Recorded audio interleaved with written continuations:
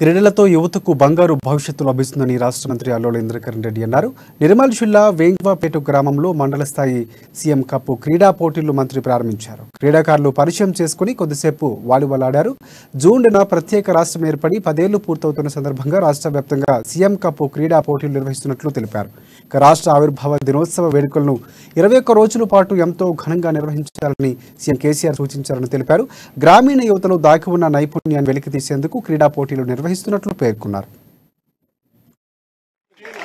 15వ తేదీ నుంచి 17 ఇవాళ రేపు 3 రోజులలో మండల 5 అథ్లెటిక్స్ మెన్ అండ్ ఉమెన్, అదేవిధంగా football men only, kabaddi men and women, kho kho men and women, volleyball కూడా మెన్ అండ్ ఉమెన్. ఒక ఫుట్బాల్ ఒకటే మెన్ ఉంది, మిగతా అన్ని కూడా గర్ల్స్ లో ఉంది, బాయ్స్ లో ఉంది. కాబట్టి ఈ 5 గేమ్స్ ఇక్కడ మనకు మండలంలో గెలిచిన వాళ్ళను డిస్ట్రిక్ట్ పంపడం జరుగుతుంది. డిస్ట్రిక్ట్ లో కూడా ఇంకా ఎక్కువ మనకు ఉన్నాయి, స్టేట్ లో ఇంకా ఎక్కువ ఉన్నాయి.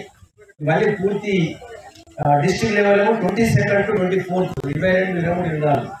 స్టేట్ ఏమో 25 నుంచి 31, అంటే 28, 29, 30, 31 4 రోజులు స్టేట్ లో కంప్లీట్ చేసిన తర్వాత